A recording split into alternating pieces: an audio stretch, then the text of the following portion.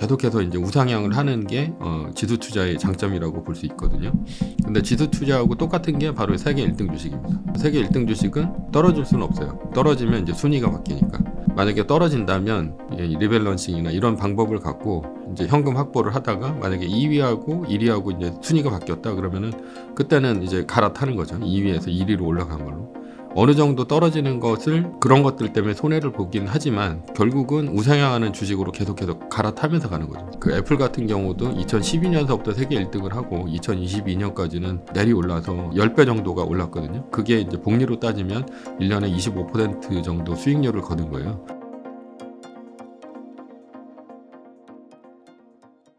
안녕하세요. 오늘 인터뷰 진행을 맡은 김예은입니다. 요즘 시장 어떻게 읽어야 할지 참 헷갈리는데요. 지금 들어가야 되는지, 지금 들어갔다가 또 빠지는 건 아닐지, 그렇다고 기다리기에는 살짝 두려움이 느껴지고, 오늘은 개인 투자자분들 어떻게 투자 전략 세우면 좋을지 관련 이야기 조던 김장석 작가님과 함께 이야기 나눠보겠습니다. 작가님 안녕하세요. 네, 작가님을 이제 처음 뵙는 분도 계실 것 같은데요. 간단하게 좀 소개 부탁드려요. 네, 저는 이제 투자한 지는 꽤 오래됐고요. 그리고 그 투자는 원래 부동산으로 시작을 했거든요. 네, 부동산으로 시작해서 뭐 재개발이나 뭐 재건축 그리고 지방 이제 투자도 하고 상가나 아니면은 이제 서울에 있는 주택, 뭐 아파트나 아니면 오피스텔 이런 것들도 투자하다가 2016년서부터는 이제 좀 주식 투자로 전업을 했어요. 그래서 2016년서부터 그 세계 1등 주식에 이제 투자를 하는 방향으로 이제 바꿨고, 그래서 그때부터 지금까지는 이제 부동산보다는 이제 주식 투자 쪽에 계속해서 하고 있고, 최근 지금 14권째 책이 나온 겁니다. 그래서 지금까지는 이제 주식하고 부동산 책 위주였었는데, 요번에 나온 책은 제가 그 칼럼을 쓰는데, 그러니까 제 카페나 아니면 유튜브에서 서브 이슈라고 해가지고 이런 주식이나 아니면 부동산 같은 경제 이슈가 아니라 그러니까 철학이나 아니면 뭐 세태라든가 뭐 이런 교육이라든가 이런 것들 위주로 해가지고 쓴 책들을 모아가지고 내게 됐어요. 그래서 요번에 그 책 홍보차 나왔습니다. 작가님은 그럼 요즘 주식시장 어떻게 보고 계시나요? 요즘 뭐 국내 주식 굉장히 좋죠. 그래서 국내는 지금 5,000피 뚫고 있고, 그리고 그 해외는 뭐 작년에도 이제 좋긴 했지만 조금 그 주춤하는 분위기였고요. 그래서 국내 시장은 뭐 지금 5,000피를 뚫어서 그러니까 4,000에서 5,000 가고, 그래서 이제 굉장히 분위기 좋은 걸로 알고 있습니다. 그래서 지금 그렇게 된 거는 아무래도 이제 그 인공지능 때문에 반도체 슈퍼 사이클이 이제 오기 때문에 이런 그 소부장 업체들이 많이 오르고 있거든요. 그래서 작년까지는 인공지능 주식이 많이 올랐다면 올해는 이제 국내 주식도 괜찮을 것 같다 이런 생각이 듭니다. 그러면 작가님은 이제 국내장, 미국장 둘 중에 어디가 조금 더 2026년에는 기회가 있다고 보시나요? 그거는 뭐 알 수는 없는데요. 네. 예. 근데 국내 장은 이제 특징이 그 4,000피에서 5,000피 갈 때 거의 이제 뭐 한참 한 10년 정도 갔다가 이제 한 번에 오르고 뭐 이런 시장이거든요. 그래서 올해 같은 경우도 어떻게 보면 또 그런 시장일 수도 있고 아닐 수도 있으니까. 근데 지금까지는 이제 패턴이 그래왔다는 거죠. 뭐 1,000에서 2,000 갈 때 10년 걸리고 2,000에서 3,000 갈 때 10년 걸리고, 그 중간은 계속해서 지지부진하다가 10년에 한 번씩 굉장히 크게 반등하는 그런 시장이기 때문에 올해 만약에 그런 시장이라고 친다면 과거처럼 그러면은 올해도 이제 좀 기지 않을까 이렇게 생각이 들고요. 근데 또 올해는 다를 수 있다 뭐 이렇게 생각할 수도 있으니까.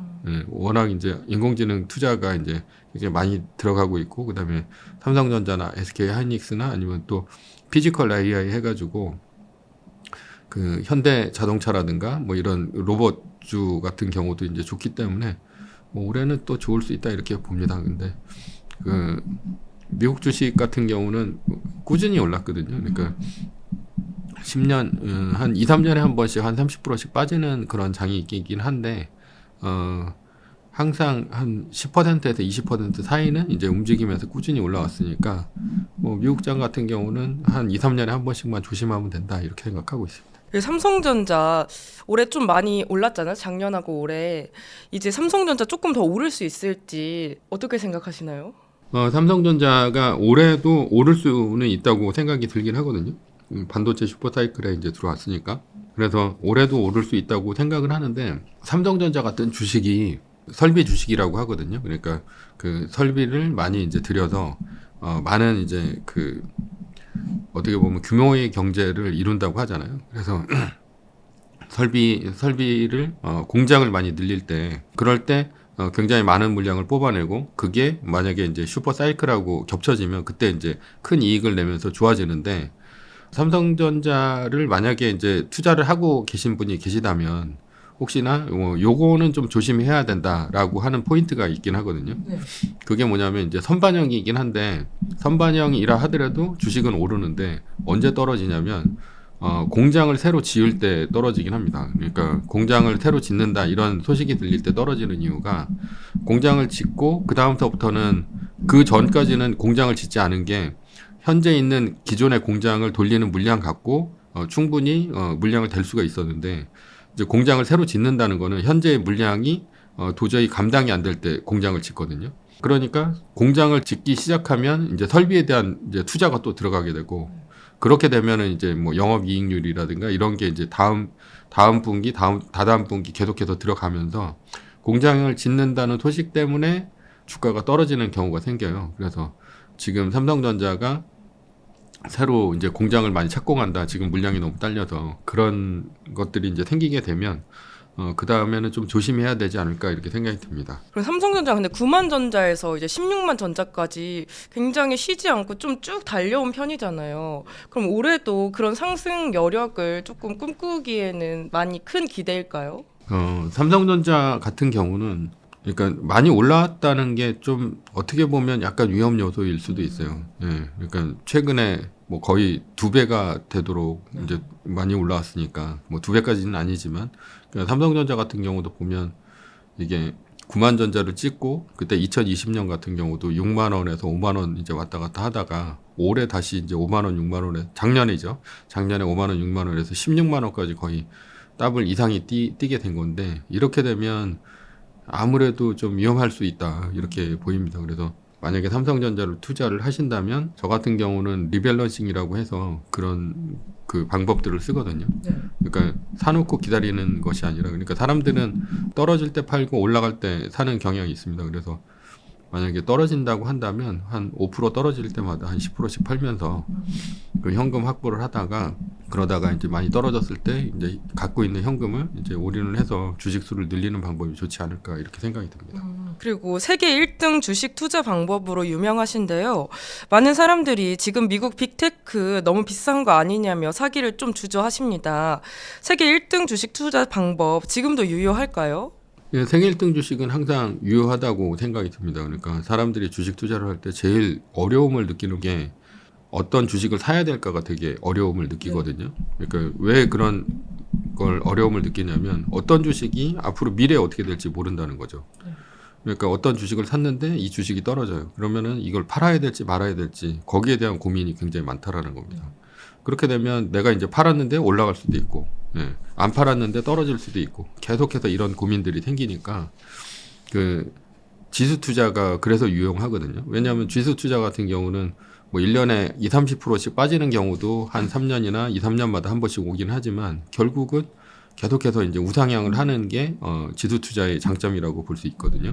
근데 지수 투자하고 똑같은 게 바로 세계 1등 주식입니다. 왜냐하면 세계 1등 주식은 뭐 떨어질 수는 없어요. 떨어지면 이제 순위가 바뀌니까. 그러니까 만약에 떨어진다면 뭐 제가 좀 전에 말씀드린 이 리밸런싱이나 이런 방법을 갖고 이제 현금 확보를 하다가 만약에 2위하고 1위하고 이제 순위가 바뀌었다 그러면은 그때는 이제 갈아타는 거죠. 2위에서 1위로 올라간 걸로. 그렇게 되면 어느 정도 떨어지는 것을 그런 것들 때문에 손해를 보긴 하지만 결국은 우상향하는 주식으로 계속해서 갈아타면서 가는 거죠. 그리고 ETF 같은 경우도 마찬가지입니다. S&P 500이나 이런 것들도 보면 그냥 나는 이제 ETF 주식을 사긴 했지만 500개 기업은 계속해서 바뀌거든요. 그러니까 ETF를 운영하는 곳에서 계속해서 S&P에서 계속해서 바꾸기 때문에 유망한 주식으로 그러니까 이제 내가 손댈 필요가 없는 거죠. 근데 그것들도 보면 그 계속해서 그 좋은 기업으로 업그레이드 시키는 과정이 있어요. 근데 내가 만약에 이제 개별 주식을 산다라고 했을 때는 그런 과정 자체가 없다는 거죠. 그러니까 삼성전자를 샀다라고 했을 때 삼성전자를 사고 이게 떨어지기 시작해서 뭐 30%, 50% 이렇게 떨어지면 이게 내가 팔아야 될지 말아야 될지 거기에 대한 고민이 있는데 그런 판단을 대부분의 사람들은 할 수가 없다라는 것입니다. 또 그러면 ETF가 아니고 또 왜 이제 세계 1등이냐라고 했을 때는 ETF 같은 경우는 이제 대표적인 게 S&P하고 이제 나스닥 100인데 1년에 10% 정도 올라옵니다. 그래서 1년에 10% 정도 올라온다고 봤을 때 그 세계 1등 주식은 한 1년에 25% 정도 되거든요. 그러니까 그것보다는 훨씬 더 큽니다. 그래서 그 애플 같은 경우도 2012년서부터 세계 1등을 하고 2022년까지는 내리올라서 한 10배 정도가 올랐거든요. 그게 이제 복리로 따지면 1년에 25% 정도 수익률을 거둔 거예요.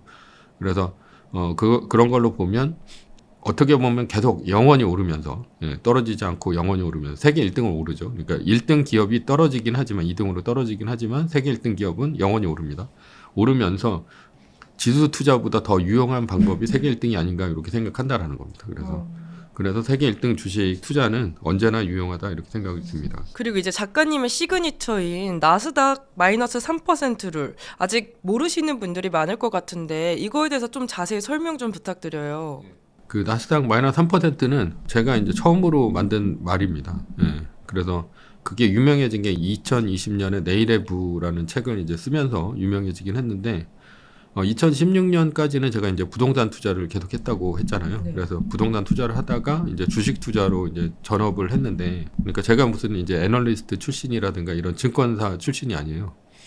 그리고 이제 부동산을 하다 보니까 주식 투자를 어떻게 해야 될지 이제 잘 몰랐는데 그때 당시만 하더라도 어떤 저는 이제 약간 매크로 지표 같은 걸 많이 보는데, 그러니까 세계 정세라든가 이런 것들을 많이 보는데 인공지능이라든가 이런 것들이 빅테크가 그때도 이제 괜찮았어요. 그래서 그때 위주로 해서 뭐 엔비디아라든가 아니면 구글이라든가 뭐 이런 애플이라든가 이런 주식들 위주로 이제 사다 보니까 2018년까지는 계속해서 주식이 올라왔습니다. 그때는 장이 굉장히 좋았거든요. 그래서 그때는 제가 잘해서 이제 올라온 줄 알고 굉장히 좋아했었는데 2018년도 10월 달에 연준이 이자율을 막 올리기 시작하면서 급격하게 떨어지기 시작해요. 그래서 뭐 나스닥 같은 경우는 한 24% 정도가 떨어졌고 12월까지. 그리고 애플이 세계 1등이었었는데 그때 당시에 애플이 뭐 거의 한 45% 정도까지 떨어졌어요. 그러니까 엄청나게 떨어지다 보니까 저도 이제 그때 당시 경험이 없어가지고 사고 팔고를 계속 반복하다가 주식 수가 굉장히 많이 줄었습니다. 그래서 굉장히 큰 손해를 받고 그래서 저는 이제 좀 그 한 가지에 이제 뭐 좀 꽂히면은 굉장히 열심히 그거를 좀 파보고 그다음에 이제 데이터를 분석하고 이런 거를 하는데 그 전까지는 그런 것들을 전혀 안 하다가 주식이 막상 떨어지기 시작하니까 이제 밤에 잠도 안 오고 그러더라고요. 예, 그래서 도대체 이게 불황이나 공황이라는 게 어떻게 오는 것이냐라는 것들을 좀 생각을 해봤어요. 그리고서 이제 책들을 사서 이제 계속 보고 이제 해봤는데 뭐 워렌 버핏 책이나 뭐 이런 것들까지도 이제 워렌 버핏이 나온 책이라든가 아니면은 뭐 주식의 대가들이나 이런 책들을 많이 봤었는데 그때 당시에 굉장히 많이 섭렵을 했습니다. 근데 어디에도 그 떨어질 때 어떻게 대처를 해라라는 얘기가 전혀 없었거든요. 워런 버핏도 보면은 뭐 평생 갖고 갈 주식을 사라 뭐 이런 얘기를 하는데, 그렇죠. 예. 근데 우리는 뭐 천재가 아니잖아요. 예. 그래서 그 사람이야 이제 알아서 잘 샀으니까 그렇게 오랫동안 갖고 가기도 하지만 실제로 그 사람도 뭐 2008년도에 50% 떨어질 때 팔았습니다. 예. 근데 저는 이제 그런 것들을 이제 두 번 당하지 말아야겠다 이렇게 생각하고 이제 찾아보니까 책에는 전혀 없었고요. 나스닥을 전부 이제 1980년서부터 이제 데이터가 있더라고요. 그래서 나스닥을 전부 뒤져가지고 뭐 2008년도 금융위기라든가 아니면 2000년 닷컴 버블이라든가 이런 것들이 도대체 언제부터 이런 신호가 있나 떨어졌을 때 미리 신호를 이제 주는 거를 이제 숫자로 좀 파악을 해봤죠. 파악을 해보니까 나스닥 지표가 마이너스 3% 이상이 떨어졌을 때는 이제 위험할 확률이 굉장히 높아진다라는 걸 발견을 했어요. 그래서 그때 당시 룰은 굉장히 간단했습니다. 그래서 2020년 이제 내일의 부라는 책을 썼을 때 만약에 나스닥이 마이너스 3%가 뜨면 주식을 전부 파는 거예요. 그리고 한 달 있다가까지 마이너스 3%가 안 뜨면 그때 다시 탄다. 이게 이제 첫 번째 원칙이었고 두 번째 원칙은 한 달에 4번이 이제 마이너스 3%가 뜨면 이제 2달 플러스 1일 요걸 기다려 가지고 그때까지 이제 마이너스 3%가 안 뜬다. 그러면은 그때 사면 이제 안전하다라는 게 한 1980년서부터 지금까지 그러니까 2020년까지 그게 이제 유용한 데이터 방식이었었거든요. 그래서 그런 식으로 해서 책을 썼더니 그때 마침 이제 코로나가 터져가지고 2월 27일 날 마이너스 3%가 떴을 때 저는 이제 한 1월 정도에 그 책을 냈거든요. 네. 그리고 이제 그 전에 이제 인터뷰도 좀 다니고 했었는데 사람들이 이제 그렇게 얘기를 하니까 아 그런 게 어딨냐 막 이렇게 얘기를 하다가 네. 막상 마이너스 3%가 2월 27일 날 뜨고 연속으로 이제 뜨기 시작하고 그다음에 3월 20일까지 이제 바닥을 치면서 갔었는데 그때까지 30% 정도 떨어졌었거든요. 33% 정도. 그러니까 사람들이 그때 이제 도움을 많이 받았고 그리고 유일하게 이제 공황 때 어떻게 해라라고 하는 책이 제 책이 됐기 때문에 그때 당시에 이제 굉장히 베스트셀러로 해서 명성을 좀 날렸었죠. 예. 근데 이제 문제는 그 다음에 이제 들어갈 때 너무 늦게 들어가는 게 문제라. 예. 그래서 2달 플러스 1일을 기다리다 보니까 이제 하염없이 기다리다가 그해 6월에 들어갔는데 네. 실제로는 3월 20일이 바닥이었었거든요. 아. 그래서 그 다음에는 이제 룰을 많이 업그레이드를 했습니다. 그래서 그 다음에 들어가는 것도 이제 무조건 2달 플러스 1일을 기다리는 게 아니라 네. 여러 가지 뭐 나스닥이라든가 아니면 세계 1등이라든가 이런 것들이 그래서 이제 리밸런싱이라든가 말뚝박기라든가 이런 것들을 새로 만들었어요. 예, 그래서 나스닥 마이너스 3%는 그때 좀 유명해진 룰입니다. 아, 그럼 지금 업데이트된 룰은 뭐가 이렇게 추가됐을까요? 그러니까 그게 이제 아까 제가 얘기했듯이 뭐 5% 떨어질 때마다 10%씩 판다 네. 이렇게 얘기를 했을 때 전부 네. 파는 게 아니라 이제 5% 떨어질 때마다 10%씩 팔고 그다음에 마이너스 3%가 떴을 때는 좀 역산을 해서 이제 들어가요. 그래서 뭐 고점 대비 5% 빠졌다 그러면 그때는 이제 95%를 파는 거죠. 네. 네. 네, 90% 정도 파는 겁니다. 90%를 팔고 만약에 고점 대비 뭐 10%가 빠졌다. 그럴 때는 이제 80%를 파는 거죠. 그러니까 마이너스 3%일 때는. 근데 좀 룰을 다 설명하기에는 좀 그 복잡해서 네. 조던777.com이라고 제 사이트가 있는데 거기 네. 들어오시면 제가 이제 룰 설명한 것들이 있으니까 거기 들어와서 한번 보시면 어떻게 되는지 알 수 있습니다. 그리고 이제 작가님 책에서 사냥꾼보다 느린 사냥감은 없다고 말씀을 하셨는데 개인이 기관이나 AI보다 빠르게 움직일 수 없다면 개인이 어떤 투자법이나 전략을 취해야 좋을까요? 그래서 그 사슴 같은 경우도 보면 그러니까 사냥꾼 그러니까 뭐 예를 들면 뭐 사슴이나 아니면은 다람쥐 뭐 이런 조그만 동물도 그렇고 사자라든가 뭐 만약에 이제 큰 동물이라고 하더라도 사람보다 느린 경우는 거의 없어요. 예, 잘 생각을 해보면. 그럼 사냥꾼이 사냥을 할 때 예전엔 어떻게 했냐 뭐 아니 총을 쏘거나 아니면 활을 쏘겠죠. 근데 그런 게 아니라면 거의 다 이제 덫을 놔서 이제 사냥을 합니다. 그러니까 구덩이를 파거나 아니면 덫을 놓거나 그런 식으로 해서 근데 덫을 놓는 게 동물들이 굉장히 많이 지나다니는 길들이 있어요. 그런 것들을 파악을 한 다음에 거기다가 이제 덫을 놓고 이제 은폐를 하죠. 이제 나뭇잎으로 가린다거나 이런 식으로.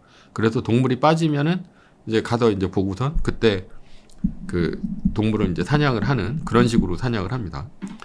그러니까 만약에 이제 내가 이제 삼성전자가 굉장히 많이 올랐잖아요. 그래서 삼성전자를 산다라고 했을 때는 지금 만약에 우리가 한 5만 원일 때 샀으면 굉장히 좋았겠죠. 근데 사람들이 5만 원일 때는 못 삽니다. 왜냐하면 그때가 뭐 작년, 재작년 이럴 때는 그 삼성전자가 여러 가지 안 좋은 소문들이 생겨요. 그러니까 뭐 그 패키징이나 아니면 이런 그 파운드리 같은 경우는 TSMC한테 밀리고 스마트폰도 중국에서 점유율이 막 떨어지고 이런 식으로 계속 까내리면서 삼성전자는 이제 앞으로 갔다. 예, 그러니까 여기에 투자할 필요가 없다라고 하는 건데 이렇게 반도체 슈퍼 사이클이 오고 하는지는 아무도 모른다는 얘기죠. 그러니까 이제 그때 사야 되는데 그때 못 사고 이제 지금 산다라는 거죠. 그러니까 지금은 다 삼성전자가 5만 원에서 16만 원까지 거의 3배 이상이 뛰었는데 지금 이제 들어간다라는 얘기입니다. 그러면은 이제 그게 늦는다라는 거죠. 그러니까 만약에 삼성전자가 유망한 주식이고 그렇게 투자하시는 분들도 계시거든요. 그러니까 저는 이제 세계 1등 주식을 하지만 이제 국내 1등 주식을 해서 이제 굉장히 큰 부자가 되신 분들이 있어요. 그런 것도 마찬가지로 이제 덫을 놓듯이 가는 거죠. 그러니까 한마디로 세계 1등에다가 투자를 하건 아니면 국내 1등에다 투자를 하건 계속 투자를 하는 겁니다. 투자를 하고 떨어져도 계속 사는 거죠. 그러다 보면 이제 덫에 걸리듯이 언젠가는 한번 튀어 오를 때가 있다라는 거예요. 근데 만약에 뭐 요것도 이제 그런 거와 마찬가지로 2등으로 떨어지면 갈아타면 되는 겁니다. 2등으로 떨어지면. 그리고 뭐 ETF라든가 뭐 이런 것들도 마찬가지 방법이고요. 그리고 자기가 가치 투자를 하는 사람들도 그렇게 합니다. 그러니까 좋은 주식을 사서 그러니까 자기의 가치에 가치까지 갈 때까지 기다렸다가 가치 반영이 되면 그때 이제 올라가면 그때 파는 그런 게 이제 덫을 놔서 투자하는 식이고 만약에 이제 사냥꾼이 뭐 진짜 그 사냥감보다 더 빨리 달릴 수 없으면서 거기에 올라타려고 한다면 이제 만약에 올라탔을 때는 너무 늦었을 수도 있다라는 겁니다. 그러니까 항상 좀 가치가 떨어졌을 때 사거나 아니면은 꾸준히 어떤 한 주식을 모으면서 앞으로 이제 될 수밖에 없는 주식들 그렇게 할 수도 있는데 저 같은 경우는 머리가 굉장히 좋아야 되잖아요. 그러니까 그런 삼성전자를 찾아낼 수 있는 그런 힘이 없다 보니까 대부분의 개미는 그런 힘이 없다고 생각을 합니다. 그래서 저는 반드시 올라갈 수밖에 없는 주식. 예. 그리고 이제 망하지 않을 주식인 세계 1등 주식을 주로 하는 것이죠. 결국 투자의 핵심은 이제 시스템이라고 강조를 하셨는데요. 감정을 배제하고 기계적으로 수익을 내기 위해서 초보 투자자가 세팅해 놓으면 좋을 루틴 뭐가 있을까요? 아까 제가 말씀드렸듯이 리밸런싱 같은 걸 해야 됩니다. 그러니까 리밸런싱이 그러니까 5% 떨어졌을 때마다 10%씩 판다면 그러니까 사람들이 그런 얘기들 하거든요. 그러니까 뭐 작년 같은 경우도 보면 그 트럼프가 그 관세를 이제 때리면서 그 전에는 관세를 때리면 오히려 관세가 이제 들어가면서 그 불확실성이 사라진다 그래가지고 많이 올라간다 이런 얘기가 있었어요. 실제로는 근데 관세를 때리면서 그때 당시 이제 세계 1등이었던 애플이 38% 넘게 떨어졌었거든요.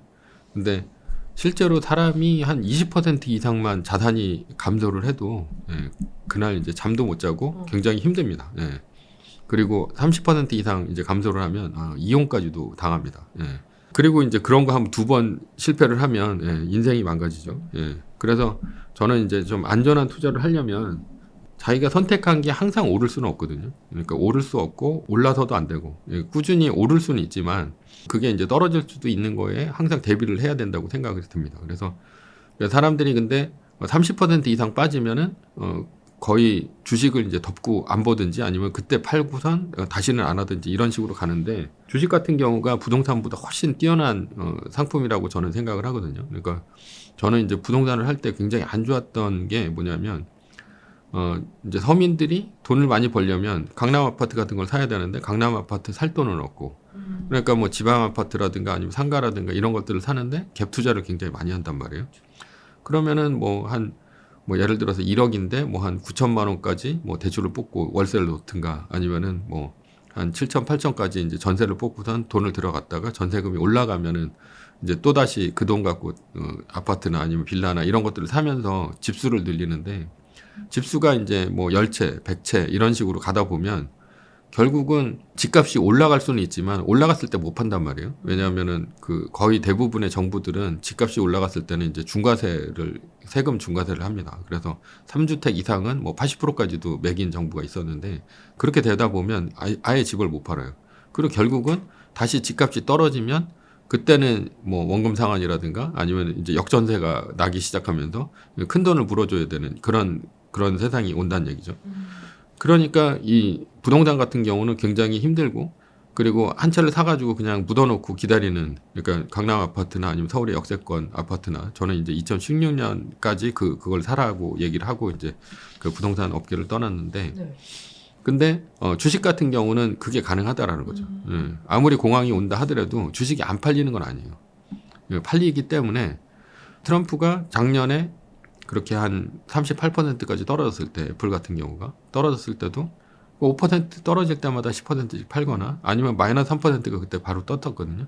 그 마이너스 3% 뜨면 그래서 제가 아까 5% 떨어지면 이제 90%를 판다. 그리고 10% 떨어지면 80%를 판다. 이렇게 했을 때 손해를 그렇게 보지는 않았습니다. 바로 팔았기 때문에. 그 다음서부터는 이제 말뚝박기라고 해서 70%까지 떨어지면 그때 이제 또 10%씩 삽니다. 그러면 남들은 그냥 올인해가지고 갖고 있으면서 진짜 밤에 잠을 못 잘 때 나는 이제 그 주식을 사면서 더 떨어져라라는 이제 반대의 경우가 생기는 거죠. 그래서 그 무슨 그런 진짜 굉장히 많이 떨어질 때 뭐 유튜브나 아니면 뉴스나 이런 걸 보면 이럴 때 현금을 갖고 있다가 지금 사야 됩니다라고 얘기를 하는데 실제로는 사람들이 거의 다 올인을 한 상태에서 현금이 없는 상태에서 그냥 주식이 하염없이 떨어지는 경험을 하거든요. 그러니까 만약에 내가 떨어졌을 때 사기 위해서는 그렇게 떨어지기 전에 뭐 리밸런싱을 해가지고 주식수를 줄인다거나 아니면 마이너스 3%가 떠서 왕창 판 다음에 그때부터 이제 뭐 한 10% 떨어질 때마다 산다거나 이런 식의 방식이 진짜 위기일 때 밤잠을 잘 잘 수 있고 시스템으로 이제 딱 이제 뭐 이게 오르냐 떨어지느냐 아니면 내가 이제 예측을 하느냐 아니면 뉴스를 보고 이 시황을 파악하느냐 이런 것들이 아니라 내가 그냥 그 주가에 의해서 시스템적으로만 사고팔고를 반복을 한다라는 거죠. 그렇게 되면 뭐 평상시에는 좀 잃을 확률도 높습니다. 그러니까 평상시에 같은 경우는 5% 떨어졌다 다시 10% 오르고 뭐 이런 식의 것이 있어서 주식수가 좀 줄긴 하지만 실제로는 그렇게 한 7번 정도 손해를 보는데 그 중에 한 3번 정도는 굉장히 크게 이익을 보면서 그 전에 손해했던 것들을 이제 전부 만회를 하는. 그래서 보면 이제 고스톱 같은 경우도 보면 3점만 먹는 사람들이 있잖아요. 예. 딱 3점 냈을 때 바로 먹어버리고 그 쓰리고 피박까지 씌울 수 있는데 그러다가 그거 한 9번 먹고 쓰리고 광박에 피박 먹고 멍따까지 맞으면은 그러면 이제 있는 돈 다 날리잖아요. 예. 그런 것처럼 3점씩 먹고 하는 게 아니라 계속해서 이제 그런 기회를 보는 거죠. 리밸런싱이나 말뚝박기나 이런 것들을 통해 가지고 더 떨어졌을 때 주식수를 늘리거나 아니면은 밤잠을 잘 잘 수 있는 그런 시스템을 만들어 놓고 있다가 그런 때 이제 모든 걸 이제 회복을 하고 그리고 그럴 때 오히려 좀 더 이제 그 마음의 평안을 가질 수 있는. 예.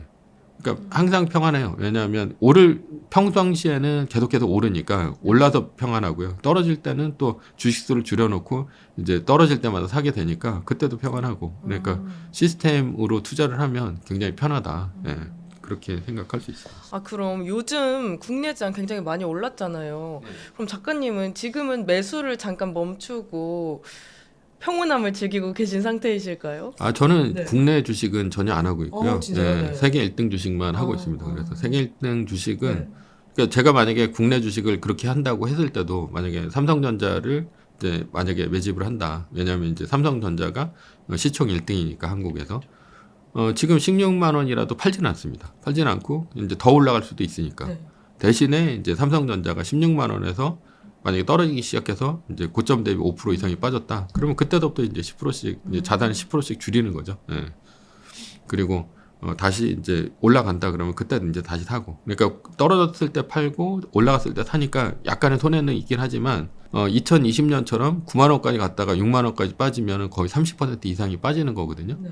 그럴 때는 오히려 주식수를 늘릴 수도 있고 그다음에 떨어졌을 때는 오히려 뭐 현금을 많이 확보하게 되니까 마음이 편한 거죠. 그러니까 더 떨어지면 더 싸게 살 수 있다. 왜냐하면 이제 그때 팔아서 고점에서 팔아서 내가 이제 저점에서 살 수 있는 그런 현금이 확보가 되니까 그런 식으로 이제 투자를 하는 게 저는 이제 맞다라고 생각을 해서 그렇게 투자를 하고 있습니다. 네, 작가님은 이제 과거 지방과 수도권 재개발까지 섭렵한 부동산 고수라고 알고 있는데요. 강남 아파트보다 달러화에 투자하는 게 낫다고 말씀하신 걸로 또 알고 있습니다. 그 원인이 뭘까요? 그렇게 말씀드린 원인은 그 강남 아파트 수익률이 달러 수익률보다 못하다라는 게 이제 제 생각입니다. 그리고 앞으로는 이게 더 커질 것이다라는 게 이제 제 생각이고요. 왜냐하면 2020년 12월 달에 달러가 1,080원이었습니다. 네. 그런데 2026년 지금 5년 정도가 지났는데요. 지금 1,470원이었다가 요즘에 이제 다시 떨어져 1,420원, 30원 이렇게 가고 있죠. 무려 한 36% 정도가 올랐습니다. 5년 만에. 그런데 달러 수익률이 5년 만에 이제 36%가 오르면 만약에 이것을 이제 단순하게 계산을 했을 때 10년 정도가 되면 70%가 넘습니다. 근데 지금 대표적인 게 강남의 음마 아파트 같은 경우인데 강남의 음마 아파트가 2008년도에 그러니까 지금으로부터 거의 한 20년 전이죠. 20년 전에 한 14억 정도 했습니다. 그리고선 2008년도 금융위기 터지면서 한 7억 8천까지 떨어지긴 했었지만 실제로는 2007년도 그때 당시에 14억이었는데 지금 한 30억 정도 하잖아요. 그러면 이제 더블을 한 거죠. 더블을 한 건데 그게 20년 걸려서 더블을 했다는 얘기입니다. 근데 지금 보면은 지금 10년 만에 달러 같은 수익률이 이렇게 오를 수 있다는 얘기입니다. 그러니까 뭐 지금 5년 만에 36% 그리고 10년 만에 만약에 70%가 된다면 20년간의 강남 아파트 수익률을 다 이제 차지하고도 이렇게 됐다는 얘기고요.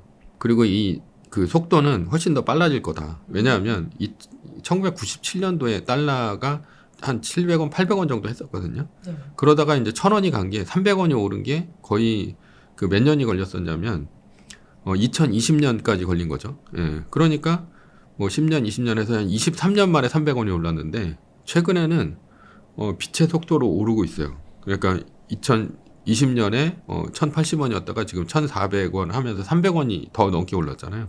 그러니까 20년이 넘는 기간 동안에 이제 달러가 오른 거하고 지금 현재 5년 만에 오른 거하고 본다면 5년 만에 오른 거하고 똑같다는 얘기죠. 그거보다 더 올랐다는 얘기죠. 왜냐하면 1,400원까지 가버렸으니까.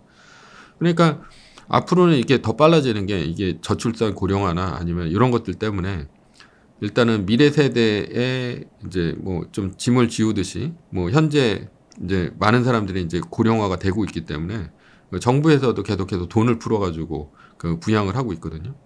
그렇게 되다 보면 이제 달러도 지금 뭐 레이 달리오나 이런 사람들이 뭐 휴지가 된다라고 하는데 한국 돈은 더 휴지가 되고 있어요. 그러니까 대표적인 강남 아파트도 실제로 오는 것은 달러로 치면 똑같다라는 겁니다. 예. 그리고 그 최저임금이 달러로 치면 지금 그 고정이다라는 얘기도 있어요. 그래서 2018년 뭐 이때가 7달러였는데 그때 당시에는 이제 한 7,000원 정도 했었는데 지금 10,000원이 넘잖아요. 근데 지금도 7달러라는 거죠. 예. 지금도 10,000원이 넘는 게 7달러라는 얘기니까 그 달러로 친다면 그 오른 게 아니라는 거죠. 원화는. 그러니까 원화가 더 빨리 휴지가 되는데 그 휴지가 되는 이유는 M2 통화율이라고 해가지고 통화가 얼마나 이제 많이 움직이냐 뭐 이런 것들을 보는데 통화를 만들어내는 거, 돈을 찍어내는 속도가 한국이 훨씬 더 높습니다. 그래서 M2 통화율이 뭐 2022년 기준으로 본다면 그 미국 같은 경우는 3.6% 정도 이제 늘어났는데 한국은 거의 6.9% 정도 늘어나고 한때는 이제 7.2% 정도 늘어나면서 거의 더블 정도가 되거든요. 그러니까 2배로 찍어내고 그 연준 같은 경우는 통화를 그 QT라고 해가지고 축소를 한 적이 있어요. 그러니까 양적 완화를 한 게 아니라 QT를 한 적도 있었는데 한국은 그런 것을 한 적이 없습니다. 그러니까 계속해서 통화를 찍어내고 그리고 정부에서는 이제 더 돈을 찍어가지고 뿌리고 이게 이제 반복이 되면서 한국 돈이 훨씬 더 휴지가 되고 달러보다도 못하는데 실제로 그 인플레가 일어나고 있는 거죠. 인플레가 일어나고 있는데 그것을 해지할 수 있는 수단은 국내에서는 강남 아파트 정도밖에 없고요. 그리고 강남 아파트는 그것을 이제 따라가는데 강남 아파트 이외의 아파트들은 그렇게 더블이 되고 그다음에 실제로 팔리고 이런 것들이 거의 없다라는 거죠. 그러니까 다른 지방 아파트나 아니면 수도권 아파트에 투자한 사람들은 실제로 오르더라도 손해를 본 거고요.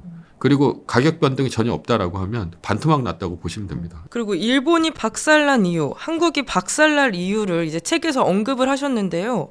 한국 부동산이 겪게 될 최악의 시나리오, 그게 뭘까요? 이때 이제 책이 좀 쓴 게 좀 네. 딜레이가 좀 있습니다. 그래서 지금 바로 쓴 게 아니라요. 예, 이게 제가 이제 칼럼을 쓰는 것들을 모아가지고 내다 보니까 한 2, 3년 전 자료에 있는 얘기인데요. 이때 당시만 하더라도 좀 뭐였었냐면 애플이 굉장히 세계 1등으로 잘 나가면서 굉장히 잘 컸을 때였었고 그리고 일본 경쟁 굉장히 안 좋았을 때였어요. 그래서 일본의 이제 대표적인 기업 같은 경우가 이런 그 도요타로 이제 볼 수 있고 한국 같은 경우도 보면 이제 현대자동차 같은 기업으로 볼 수가 있잖아요. 그런데 도요타 같은 경우가 보면은 이게 수직 통합형이라고 해가지고 그 현대차도 마찬가지입니다. 그러니까 철강을 이제 뭐 현대제철에서 뽑고요. 그 다음에 그것을 이제 조립하는 건 현대자동차에서 하고 뭐 이런 것들을 이제 뭐 물류는 이제 현대글로비스에서 하고 이런 식으로 하면서 모든 것을 이제 한 기업에서 전부 한다는 얘기죠. 그렇게 하는 게 이제 수직 통합형이라고 해서 이제 했던 것들인데 이게 미국 애플을 보니까 얘네들은 디자인이나 아니면 설계 정도만 하고 나머지는 전부 중국 공장에다 맡겨서 이제 폭스콘이 한다는 얘기죠. 그러면 삼성전자가 그때 당시 뭐 영업이익률이 5% 10% 나올 때 그 애플 같은 경우는 20% 30% 정도 나오면서 이제 굉장히 극강의 영업이익률을 올렸었잖아요. 그래서 그걸 살펴보니까 폭스콘한테 맡기고 그다음에 굉장히 싼 인건비 그 중국의 이런 공장을 돌리면서 걔네들 폭스콘이 한 영업이익률이 4%가 안 나온다고 하더라고요. 엄청나게 애플 핸드폰을 만드는데. 그러니까 그쪽에다가 리스크 전가를 전부 하고 그다음에 자기네들은 브랜드 가치하고 수익 극대화를 하면서 그쪽으로 나가다 보니까 이렇게 가다 보면 이런 애플의 방식 같은 쪽으로 가야 되는데 우리나라는 좀 그 브랜드 가치가 애매했었다라는 거죠. 그러니까 뭐 프랑스나 아니면 유럽처럼 이런 명품 브랜드 가치도 없었고 그렇다고 뭐 애플처럼 그런 감성이 있는 그런 브랜드도 아니었고 그러니까 브랜드 가치로 보면 중저가인데 그렇다고 아주 싸지도 않고 비싸지도 않고 하면서 굉장히 포지션이 애매했기 때문에 그때 당시에는 이런 식으로 계속해서 가다 보면 결국은 중국한테 치이고 뭐 일본의 토제 기업한테 밀리고 미국의 애플 같은 기업들한테 이런 그 영업이익률이나 이런 것들이 전부 밀리면서 만약에 이제 한국의 제조업이 붕괴가 된다면 이제 부동산까지 위험할 수 있다라는 취지로 글을 쓴 건데 뭐 현재는 좀 달라졌죠 그때하고. 예. 그러니까 오히려 이제 올해서부터는 이제 피지컬 AI나 아니면 인공지능이 굉장히 뜨면서 삼성전자도 스마트폰이나 이게 주력이 아니지 않습니까? 예, 지금부터 이제 메모리라든가 이런 반도체 위주로 해가지고 HBM이라든가 이런 쪽으로 했기 때문에 지금은 오히려 이제 애플 같은 경우는 지금 시총 3위까지 밀린 상태고요. 오히려. 그리고 지금 인공지능 수혜를 탄 이제 삼성전자나 아니면 SK 하이닉스가 뭐 2배씩, 3배씩 오르는 그런 상태가 있는 거고 현대자동차 같은 경우도 보면 그때는 그냥 자동차 기업이었었는데 테슬라가 지금 뭐 어떻게 보면 휴머노이드 로봇이나 아니면 자율주행차처럼 피지컬 AI 쪽으로 이제 가지 않습니까? 그러니까 지금 소프트 AI하고 피지컬 AI 이렇게 두 개로 나뉘는데 소프트 AI는 챗 GPT나 아니면 구글의 제미나이처럼 뭔가 이제 지식을 전달해주고 그다음에 뭐 보고서를 만들고 뭐 이제 코파일럿을 하고 뭐 이런 식인데 피지컬 AI는 사람이 이제 실생활에서 우리가 직접 접할 수 있는 거 컴퓨터로 하는 게 아니라 그런 것들을 하는 AI인데 그런 거에 의해서 본다면 로봇 테마주가 또 이제 현대자동차가 되는 것이죠. 왜냐하면 공장에서 일하는 이제 노동자를 제일 많이 갖고 있고 그 중국은 이제 노동자들이 있긴 하지만 중국에 있는 데이터들을 받아올 수는 없지 않습니까?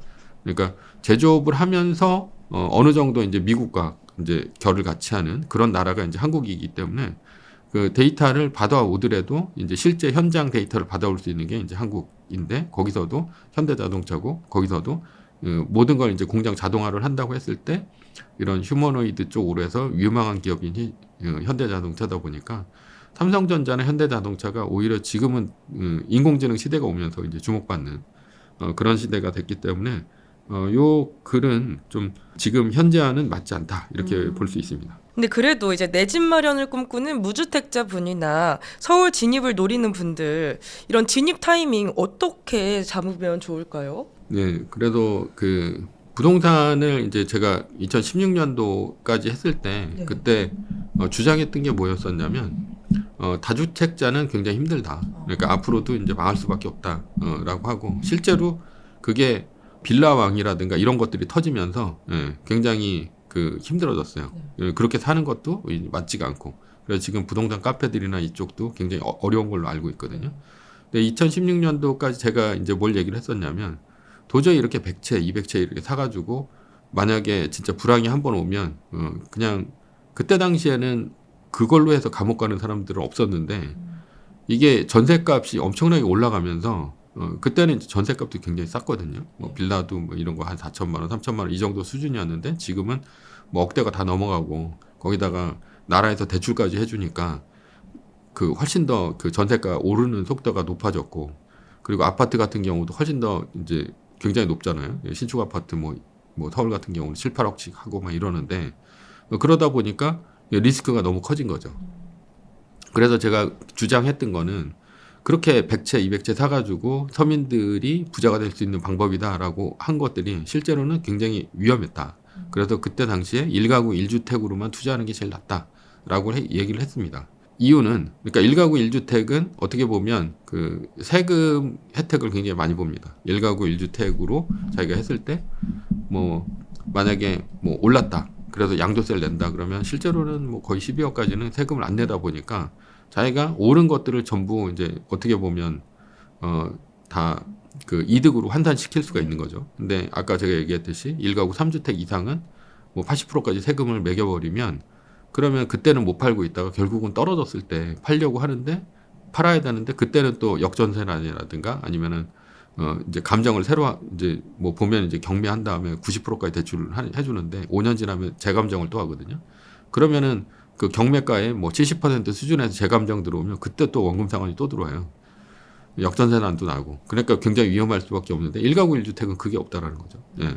그러니까 이제 뭐 만약에 이제 서울에 있는 아파트를 샀다. 그러다가 뭐 10억, 5억에 샀는데 10억까지 올랐다. 2배 오를 수 있잖아요. 네. 그럼 그때 이제 많이 올랐을 때 파는 거죠. 그리고선 이제 월세 같은 걸로 살다가 다시 떨어지는 때가 옵니다. 2020년이나 아니면 2022년도 한번 떨어졌잖아요. 네. 그때 뭐 한참 위기가 온다 이랬을 때 그때 갖고 있는 현금을 갖고 또 사는 겁니다.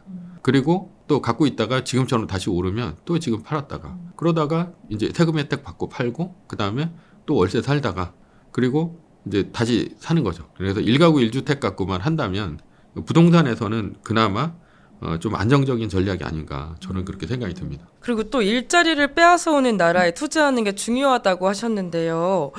국내 부동산보다 미국 리츠나 해외 부동산 관련 주식이 더 나은 선택이라고 보시나요? 그렇진 않고요. 네. 예, 만약에 부동산을 한다면 국내 부동산이 낫고요. 왜냐하면 해외 부동산을 살려면 해외 주식과 달리 그러니까 달러 반출이 있어야 돼요.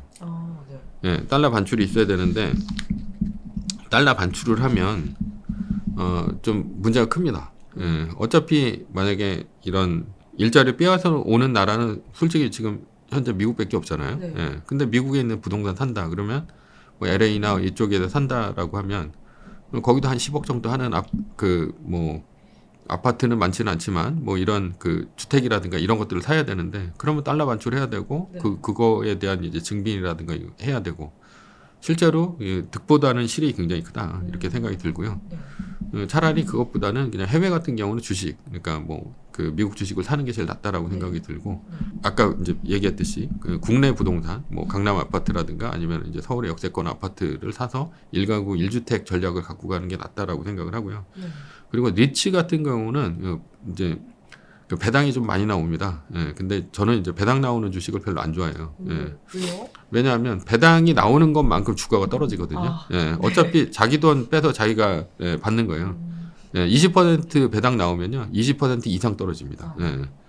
결국은 망하는 게 이제 그런 주식들이고 실제로는 또 그러니까 위기가 왔을 때 제일 많이 떨어지는 게 그런 주식들이에요. 배당 많이 나오는 주식들. 왜냐하면 성장 자체가 없는 주식들이다 보니까 안정적인 게 아니라 그때는 더 많이 떨어지고 또 평소에도 많이 떨어지고 이러니까 부자 될 기회는 거의 없다 이렇게 봅니다. 그럼 작가님 비트코인에 대해서는 어떻게 평가하시나요? 비트코인은 약간 지금 현재 잡주처럼 움직이고 있어요. 네. 예, 그러니까 비트코인이 미국의 달러를 대체를 할 거다 이렇게 얘기를 했었고 그리고 실제로 이제 2020년서부터 그 비트코인이 굉장히 많이 올라왔었는데요. 그래서 이제 한때는 뭐 11만 달러까지도 올라가고 그래서 뭐 어떻게 보면 비트코인이 굉장히 좋은 시절도 있긴 했었는데 지금 이제 그 역방향으로 움직이고 있잖아요. 그래서 네. 오히려 지금은 이제 금이나 은이나 이런 실물 자산들이 더 많이 오르는 시대가 온 것 같은데 그 이제 인터뷰하는 시점에서 이제 며칠 전에 트럼프 대통령이 조금 그 의미심장한 말을 했어요. 이 달러 가치를 좀 떨어뜨려야 된다. 그게 이제 맞다. 달러 가치가 떨어져도 개의치 않는다라고 했을 때 움직인 자산이 두 개가 있습니다. 하나는 이제 미국 이제 주식이고요. 그리고 하나는 금입니다. 금이나 은. 그런데 비트코인은 오히려 이제 그때보다 더 떨어졌어요. 예, 시점으로 본다면. 그래서 9만 달러까지 갔다가 한 8만 달러 초반대까지 이제 지금 떨어진 상황인데 전혀 이제 힘을 못 쓰고 있다라는 것이죠. 그래서 비트코인은 그러니까 희귀한 것은 맞는데 희소한 것인지는 잘 모르겠어요. 그러니까 비트코인 자체가 그러니까 수단이 뭐 범죄에 쓰인다거나 뭐 이런 그 미국 달러를 대체해서 아니면은 뭐 중국에서 돈을 이제 빼서 미국으로 이제 이민 가려는 그런 수요라든가 이런 것들은 비트코인이 굉장히 좋은 수단으로 알고 있긴 한데 실제로 여기서는 이제 주식처럼 배당이 나오는 것도 아니고 뭔가 이제 돈을 벌어서 성장이 있는 것도 아니기 때문에 보면은 그런 말이 있잖아요. 그러니까 희소하다는 거는 뭐 예를 들어서 다이아몬드 이거는 이제 굉장히 희소한 거잖아요. 금 같은 경우도 희소한 거고 그런 것들은 이제 가치가 올라갈 수 있는데 희귀한 것은 굉장히 없긴 하지만 가치가 올라가는 것은 아니거든요. 그러니까 내가 쓴 일기장 같은 경우는 세계에 단 한 권밖에 없는 거잖아요. 이제 한 권밖에 없다고 하더라도 그게 이제 올라가는 것은 아니다라는 것이죠. 예. 길거리에 있는 돌멩이도 마찬가지로 하나밖에 없죠. 예. 그런데 그것도 막 올라가는 것은 아니다라는 겁니다. 그런데 뭐 그렇게 딱히 얘기를 한다기보다는 그러니까 비트코인이 그렇게 뭐 앞으로 이제 양자 컴퓨터가 되면 또 암호화가 풀린다 뭐 이런 얘기도 있고. 그러니까 지금 떨어지면 별 얘기가 다 나옵니다. 근데 네. 그것을 믿고 투자하는 게 그런 믿음이 있는지 그거에 대해서는 잘 모르겠어요. 그러니까 세계 1등 주식이나 아니면 지수나 이런 것들은 돈을 벌면서 주가가 올라가는 경우잖아요. 그리고 진짜 수요가 있어서 만약에 세계 1등 주식이 지금 현재는 엔비디아인데 엔비디아 같은 경우도 인공지능의 그런 파워라든가 이런 것들 때문에 데이터 센터를 계속 지으면서 블랙엘 칩이라든가 뭐 이런 칩들이 굉장히 많이 팔리면서 수요가 있으면서 돈을 벌면서 올라가는 거고 세상을 바꾸는 그런 건데 비트코인은 과연 그런 수요가 있는지에 대해서 약간 의문이 들어서 뭐 그냥 제 얘기입니다. 예. 뭐 비트코인이 그렇게 나쁘다라기보다는 네.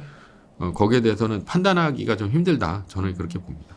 그럼 작가님 비트코인 투자는 하나도 안 하시고 계신 상태이신가요? 네, 맞습니다. 네.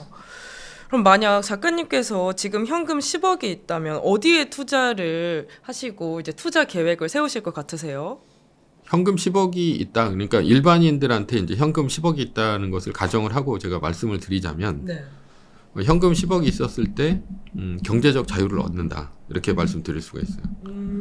그러니까 집을 갖고 있는 사람들은 굉장히 가난하거든요. 네. 그러니까 뭐 예를 들어서 뭐 광교에 있는 아파트가 10억 정도 합니다. 근데 10억 정도 있는 아파트를 갖고 있어도 그냥 집 한 채 있는 거고 나는 이제 일을 해야 된다는 거죠. 예. 그러니까 아침에 출근해서 일을 하고 뭐 이렇다는 얘기입니다. 그런데 만약에 내가 10억이 있다 현금이 그러면 저 같으면 그냥 일반인이라고 생각하고 저 같으면 어디에다 투자를 하냐라고 했을 때는 그냥 S&P 500에다 투자를 할 것 같습니다. 네. 왜냐하면 S&P 500 같은 경우는 10억을 넣었을 때 1년에 올라가는 비율이 10.1% 정도가 됩니다. 뭐 어떤 때는 20%도 올라가고 어떤 때는 5% 그리고 어떤 때 30%가 빠지기도 하지만 10.1%가 꾸준히 성장하는 게 지금 8, 90년간의 데이터를 보면 그렇게 나와 있어요. 그래서 뭐 작년 같은 경우도 20% 이상 올랐고 네. 그러면 사람이 뭔가 어떤 인생의 계획을 할 때 나는 돈을 100억을 벌고 1000억을 벌고 이거를 이제 그 가치를 두는 게 아니라 내가 어떻게 살 것이냐를 갖고 이제 가치를 쓴다면 10억을 갖고 S&P 500에다 두는 게 저는 이제 제일 낫다고 생각을 하는 게 만약에 10.1% 정도가 큰다면 10%라고 치고 그러니까 11억이 된다는 얘기잖아요. 그러면 원금을 건들지 않고 이제 1억이 올랐다는 얘기죠. 그게 이제 매년 이제 반복된다라는 거고요. 그러면 1억 정도라고 한다면 거기서 이제 그걸 팔아가지고 부동산은 이제 좀 거지가 될 수밖에 없는 게 네. 집이 있어도 부분으로 띄어서 못 팝니다. 그렇죠. 네. 근데 주식 같은 경우는 부분으로 띄어서 얼마든지 팔 수 있다라는 거죠. 그러면 이제 10억 정도가 있을 때 뭐 10% 정도가 올랐을 때 1억을 이제 내가 띄어서 팔면 그러면 내가 연봉 1억이 되는 겁니다. 연봉이 1억이 된다면 연봉 1억을 갖고 내가 평소에 해보고 싶은 일들을 하는 거예요. 뭐 예를 들어서 내가 뭐 요리를 좋아한다. 그러면은 프랑스 뭐 요리 학교 같은데 등록을 하는 겁니다. 그리고 한 달에 뭐 한 8, 900 정도가 나오는 꼴이 되다 보니까 선진국이라고 하더라도 이제 서울처럼 물가가 거의 비슷하긴 하거든요. 그러니까 미국 같은 경우가 아주 특이하게 비싸긴 하지만 뭐 프랑스라든가 아니면 독일이라든가 이런 쪽에 뭐 물가하고는 거의 비슷하다고 보거든요. 그런 쪽에 이제 월세 하나 얻어놓고 프랑스 파리에 있는 뭐 르꼬르드블로 뭐 이런 데를 다니는 거예요. 네. 그러면서 요리 학교에서 요리 다니고 아니면 내가 이제 여행 유튜브를 하는 거죠. 예. 그러면서 여행을 다니면서 뭐 사진도 찍고 그다음에 뭐 세계를 다니면서 뭐 호텔에서 뭐 잔다라고 했을 때 뭐 한 15만 원 정도면 충분합니다. 예, 그냥 웬만한 호텔 같은 경우 서울에 있는 호텔들도 뭐 홍대 L7 이런 것도 한 12만 원, 한 13만 원 정도 하니까 1박에 그런 거 해봐야 뭐 한 400 정도밖에 안 들어갑니다. 한 달 정도 있는다고 치고 그럼 내가 한 8, 900 정도가 있고 500 정도를 갖고 이제 쓴다면 얼마든지 내가 생활을 갖고 할 수가 있다라는 거예요. 자본주의 좋은 점이 모든 서비스하고 재화를 돈으로 살 수가 있어요. 그렇기 때문에 내가 10억이 있는데 굳이 내가 회사에 출퇴근을 하고 그다음에 그러면서 굳이 힘들게 살 필요가 없다라는 것이죠. 예. 그러니까 만약에 10억이 있다면 그냥 내가 하고 싶은 일 하면서 살면 됩니다. 그런 것들을 찾는 재미도 또 있어요. 그러니까 내가 그런 게 있잖아요. 부자가 되면 자기 취향을 알 수 있다. 이런 게 있거든요. 부자가 아니면 돈이 없다 보니까 자기 취향을 알 수가 없어요. 왜냐하면 내가 이제 싼 걸 갖고 계속해서 먹을 수밖에 없으니까 뭘 좋아하는지 몰라요. 근데 부자가 되면 뭐 고기도 먹어보고 야채도 먹어보고 탄수화물도 먹어보고 이러면서 아 내가 진짜 좋아하는 게 뭔지를 찾는데 네. 그게 없으면은 돈이 없으면은 그냥 탄수화물만 계속 먹는 거죠. 예. 그러면서 아 이게 제일 맛있는가 보다 이렇게 생각을 하는데 실제로는 고기가 더 맛있고 예, 건강에 좋을 수도 있고 그렇잖아요. 네. 그렇다 보니까 이게 내가 10억이 있다라고 친다면 경제적 자유를 얻을 수 있는 곳이 무엇이냐라고 봤을 때는 그 이런 지수에다 투자를 하고 네. 그 돈으로 내가 이제 내 건강도 챙기고 그다음에 뭐 이런 것들을 갖고 그 라이프를 되게 안정적이고 그리고 편안한 삶을 사는 게 더 낫지 않을까 이렇게 생각이 듭니다. 근데 사실 10억이 있으신 분은 많지 않잖아요. 만약 1억이 있다면은 어떻게 투자 방법을 세우고 어떻게 부를 조금 증식시킬 수 있을까요? 1억이 있다면 네. 1억이 있다면 그 세계 1등주에 투자하는 것이 좋다고 봅니다. 예. 몰빵으로요? 그렇죠. 네. 항상 몰빵입니다. 예. 아, 네. 분할 네. 매수 매도 아니고 그냥 몰빵. 아니 분할 매수하고 네. 매도는 하는데 네. 몰빵을 하는 이유는 뭐냐면 그 분산을 하면 어차피 평균의 회귀를 합니다. 아, 네. 예. 그러니까 뭐 1억을 갖고 뭐 1,000만 원씩 10개를 샀다. 아, 네. 예. 그러면 이제 30% 빠지고 30% 오르고 예. 아니면 똔똔이고 이런 것들이 이제 혼재가 되면서 네. 결국은 1억이 계속 1억이에요. 아, 예.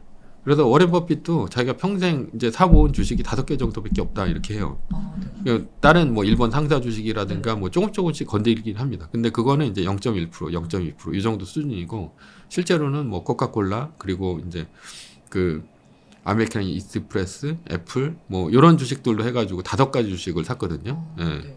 그러니까 실제로는 그 워렌 버핏이나 아니면은 찰리 먼거는 더 심합니다. 그 사람은 한 3개 주식 정도만 갖고 있어도 된다 이렇게 얘기를 합니다. 그래서 그렇게 큰 돈을 움직이는 사람도 결국은 5개에서 3개 정도만 이제 사는 꼴이라는 거죠. 근데 뭐 분산 투자를 해야 된다. 그러면 그냥 평균 회귀예요. 그럼 차라리 평균 회귀를 할 바에야 그냥 S&P 500 같은 그 지수에다가 그냥 투자하는 게 더 낫다는 얘기죠. 예.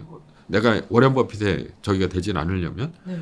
뭐 그 정도 안목도 없는 거고 어차피 그렇기 때문에 몰빵을 투자를 하는 거고 몰빵을 투자를 했을 때 왜 이제 세계 1등이 낫냐라고 했을 때는 아까 얘기했듯이 S&P 500 같은 경우는 10.1% 정도 이제 매년 상승을 해요. 네. 근데 복리로요. 근데 세계 1등 같은 경우는 매년 25% 정도의 이제 평균적으로 보면 그렇게 상승을 한다는 얘기죠. 그래서 이게 복리로 가면 10.1%는 10년이 지났을 땐 2.6배가 크고요. 그리고 20년 정도가 되면 이제 6.9배 정도가 큽니다. 복리로 따졌을 때 7배 정도가 큰다는 얘기죠. 그런데 세계 1등 주식 같은 경우 25%씩 만약에 복리로 올라간다라고 하면 10년이 지났을 땐 10배고요. 20년이 지났을 땐 100배입니다. 그러니까 만약에 내가 1억을 갖고 몰빵을 쳐서 10년 동안 세계 1등에서 투자를 했을 때는 10억이 된다는 얘기입니다. 그러면 제가 아까 얘기했듯이 10억을 갖고 내가 S&P에다가 안정적으로 넣어놓고 1억씩 이제 뺐으면서 그냥 경제적 자유를 얻고 그리고 우리가 이제 오래 살지 않습니까? 만약에 뭐 30대 때 만약에 내가 경제적 자유를 얻었다라고 하면 그냥 30대서부터 시작해서 90대 될 때까지 10억을 갖고 계속해서 1억씩 쓰면서 그렇게 사는 거고 어차피 주식은 그 인플레이션 해지가 됩니다. 주식이 그거보다 더 올라요. 돈값보다. 네. 예. 그리고 보면은 주식도 올라가는 게 있고 떨어지는 게 있는데 네. 항상 올라가는 거는 ETF나 그러니까 그 지수 ETF나 아니면 세계 1등이 항상 올라가는 거고요. 거기서 지는 주식들은 2등으로 빠지고 3등으로 빠지고 하는 주식들이라는 거죠. 그래서 요번에 뭐 보면은 오늘 아침에도 실적 발표가 한참 있었는데 네. 마이크로소프트 같은 주식이 인공지능 주식으로 해서 굉장히 많이 좋았다라고 했는데 실제로는 지금 4위까지 막 밀리고 한때는 네. 작년까지는 1등이었었거든요. 그렇죠. 그렇게 되는 게 그 빠지는 주식은 더 많이 빠지고요. 그러니까 인플레가 있다고 해가지고 주식들이 모두 오르는 것이 아니고 인플레가 있어도 떨어지는 주식은 떨어진다는 거죠. 그러면 그건 이제 2배로 더 떨어지는 거예요. 왜냐하면 돈값이 떨어지는 데다가 주가까지 빠져버리니까. 그런데 세계 1등 주식은 이제 주가도 올라가면서 돈을 해지할 수 있으니까 그거는 이제 2배보다 훨씬 더 많이 올라간다는 얘기죠. 예. 그렇게 따지면. 그러니까 떨어지는 것보다 이제 더 많은 것들이 주식에 이제 돈이 들어오면서 더 올라갈 수가 있으니까 1억 갖고 있다면 차라리 세계 1등 주식이 낫지 않을까 저는 그렇게 생각이 듭니다. 네, 이번 신간 제목이 돈의 인문학입니다. 보통 재테크 책은 방법을 많이 알려주시는데 인문학 이야기를 하신 이유가 뭘까요? 주식을 하려면 네. 뭐 그냥 그 주식을 샀다 팔았다 뭐 이러고 뭐 기업 분석을 하고 뭐 이런 것들이 있긴 한데 결국은 기업 분석한다는 것 자체가 그 기업에 대해서 잘 알아야 되고요. 그리고 이제 세계 정세, 그리고 이제 돈의 흐름, 뭐 이런 것들을 알아야 되고, 그리고 이제 앞으로 어떤 것이 이제 펼쳐지느냐 이런 것들도 알려면 결국은 이제 역사를 갈 수밖에 없거든요. 그러니까 뭐 예를 들어서 그 2000년대는 닷컴 버블이었고, 그 다음에 뭐 2012년서부터는 이제 스마트폰 혁명이었고, 그리고 지금은 이제 인공지능 혁명이다. 그러면 이제 12년마다 한 번씩 오는 이제 웨이브가 있다고 생각이 드는 거잖아요. 그러면 그런 것들을 알았을 때, 그럼 그 전에는 뭐가 있었지? 라고 생각했을 때, 아, 그 전에는 컴퓨터 혁명이었네. 그래서 뭐 마이크로소프트가 있었고, 그 전에는 뭐가 있었지? 뭐 그러면은 이제 뭐 AT&T나 뭐 이런 이제 통신 혁명이 있었던 거고, 이런 것들을 하다 보면 결국은 그 전에 있는 혁명들이 지금까지 쭉 이어져 온다는 걸 알 수가 있어요. 그러면 그런 혁명들이 있었던 거, 그러면은 그 전에 산업혁명이 있었고, 그게 인류를 어떻게 바꿨고, 이런 것들을 공부하다 보면 자연스럽게 이제 역사를 알 수밖에 없는 거고, 네. 그런 관련 책들을 하다 보면 이제 통찰이 생기는 건데, 그거는 이제 과거에 있는 데이터들을 굉장히 많이 집어넣었을 때, 미래에 어떻게 될 수 있을 것 같다라고 이제 생각할 수가 있는 거죠. 그리고 그것 통해서 이제 투자를 할 수 있는 거고요. 그렇지 않으면 이제 투자 철학이 단단하지가 않으면 그냥 남이 말이나 아니면 뭐 주가가 떨어지거나 아니면 어떤 그 뉴스나 이런 사람들 멘트에 자극적인 신문 기사 여기에 이제 사고 팔 수밖에 없는 것이라는 거죠. 그래서 자기만의 이제 투자 철학 이런 것들이 있어야지 투자자로서 성공할 수가 있는데, 그러려면 결국은 역사, 철학, 뭐 아니면 사회 아니면은 뭐 이런 여러 가지 이제 산업에 관한 문제 이런 것들을 이제 폭넓게 섭렵할 수밖에 없고, 그리고 보면 이제 인간에 대한 것들도 잘 알아야 돼요. 그러니까 인간 같은 경우도 보면 어떤 사람이 이 동물인가라고 했을 때는 수렵 채집을 이제 인간이 지금까지 살아온 것을 100으로 놓고 본다면 99년은 수렵 채집으로 살았잖아요. 그리고 이제 농업혁명이 일어나서 정착해서 산 게 이제 5,000년에서 10,000년 정도고, 산업혁명 일어난 지는 한 200년, 3년, 요 정도밖에 안 되다 보니까, 현대인으로 산 거는 뭐 0.1% 정도밖에 안 된다라는 거죠. 그러면 우리가 수렵 채집으로 살았을 때 이 원시인의 이런 본능은 무엇인가? 왜냐하면 원시인의 본능을 가진 그 개체만이 지금까지 살아남은 거잖아요. 그 전에 뭐 이 주가가 떨어질 때 무서운 이유가, 만약에 호랑이가 나타났다. 정글에 있는데. 근데 거기서 바로 이제 원시인이 바로 도망가면 살 수 있는 거고, 거기서 아 이게 호랑이인지 아니면은 뭐 다람쥐가 이렇게 하는 건지 이렇게 보고 있던 애는 이미 호랑이한테 먹혀서 죽고 없다라는 거죠. 그러니까 그 바로 뛰는, 그러니까 위험 상황이 왔을 때 바로 이제 도망가서 뛰는 그런 이제 그 유전자만 남아 있기 때문에, 우리한테는 그 전에 다 이제 없어졌기 때문에 우리는 그렇게 떨어질 때 굉장히 공포를 느낄 수밖에 없다라는 겁니다. 굉장히 아플 수밖에 없고 공포를 느낄 수밖에 없기 때문에, 그런 인간의 심리를 그럼 제어할 수 있는 게 뭔가라고 했을 때는 그렇게 기계적으로 샀다 팔았다 하는 내 감정과 관계없이, 아니면은 뭐 저 같은 경우는 이제 스탑로스 같은 것도 많이 이용을 하는데, 뭐 5% 떨어지면은 10% 팔게 아예 걸어버려요. 그리고도 잡니다. 예. 그러면 이제 당연히 이제 자고 있는 동안 이제 팔리겠죠. 예. 그렇게 되면 이제 나하고 상관없이 주가가 이제 팔리고 사고 이렇게 되는 거고, 내가 이제 얼마에 사겠다 이런 것들을 정해 놓으면 그때 아무리 비싸더라도 그냥 사는 겁니다. 그렇게 되면 이제 그런 것들이 사고 팔고 하는 것들이 이제 되다 보니까, 그 원시인의 두뇌나 아니면 원시인의 감정을 갖고 있어도 실제로는 우리는 이런 스탑로스나 아니면은 기계적인 이제 엑셀 표에 의해서 살 수밖에 없는 것들을 하다 보면, 그냥 내가 원시인의 두뇌를 갖고 있어도 기계적으로 샀다 팔았다가 이제 된다는 얘기죠. 그러려면 결국은 인간을 잘 알아야 되는데, 그러려면 그것도 인문학적인 요소가 들어간다는 얘기입니다. 그리고 이제 책 내용 중에 20대는 학벌, 50대는 재산, 80대는 건강이라는 인생 주기론이 나오는데요. 지금 40, 50대가 80대 건강과 노후를 위해 당장 실천해야 할 것은 뭐가 있을까요?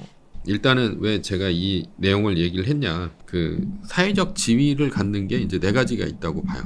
예. 그러니까 사회적 지위는 첫 번째가 이제 일단은 그 경제적 지위, 그 다음에 자본이고요. 두 번째가 이제 학벌 자본, 그 다음에 세 번째가 이제 사회 관계적 자본이고요. 네 번째가 이제 문화적 자본이라고 보거든요. 그러니까 그 네 가지를 갖췄을 때 이 사람이 이제 사회 지도층이나 아니면 상류층 이걸로 사회적 지위를 갖는다라고 합니다.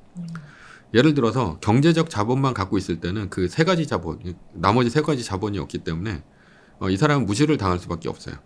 그러니까 뭐 부자 이렇게 될 수밖에 없다라는 거죠. 만약에 200억이 맞아서 로또에 맞았어요. 그런 다음에 이 사람이 강남의 아파트로 이사를 옵니다.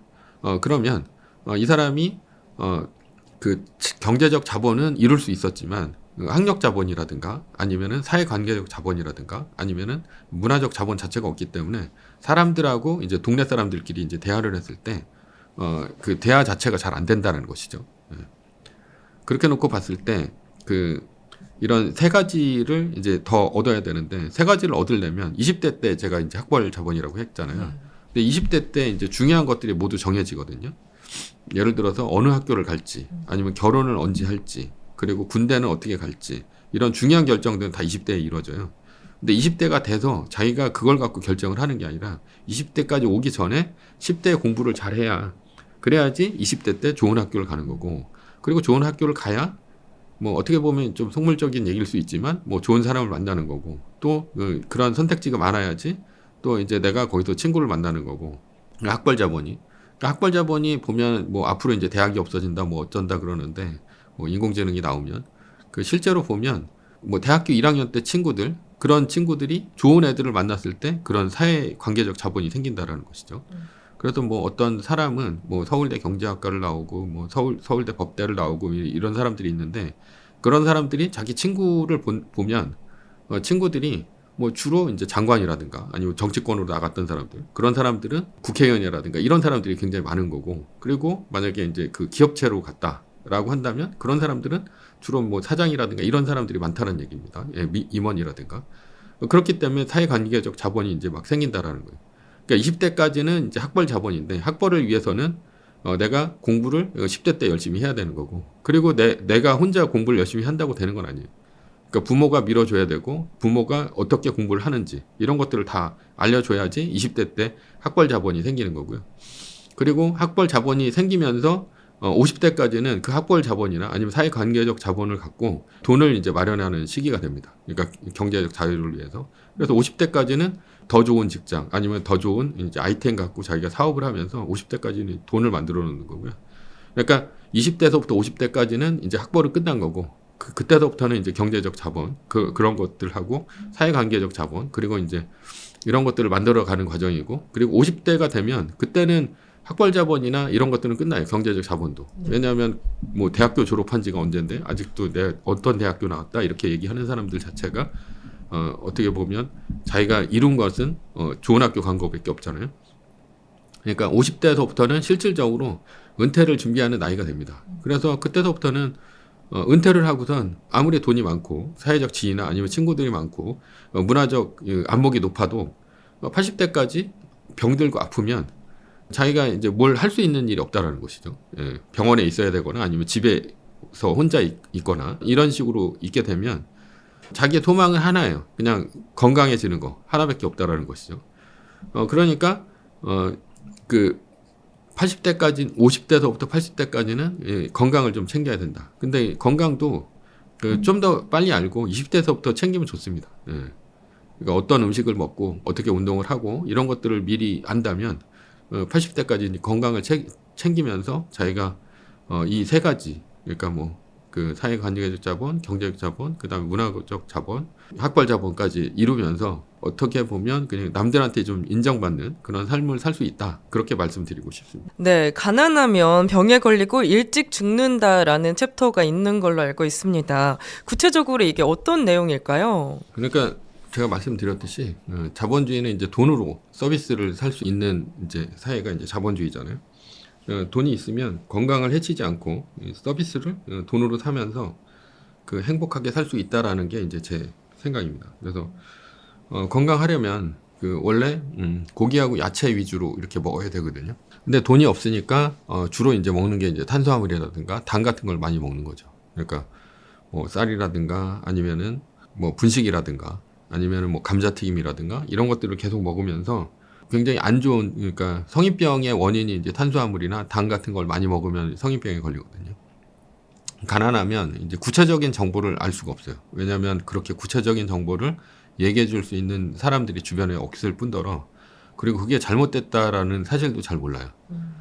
그렇기 때문에 계속해서 그걸 먹고 살이 찌고 살이 찌는데 이게 성인병 그러니까 뭐 고혈압이라든가 이런 것들은 거의 다가 이제 그 당 때문에 생기거든요.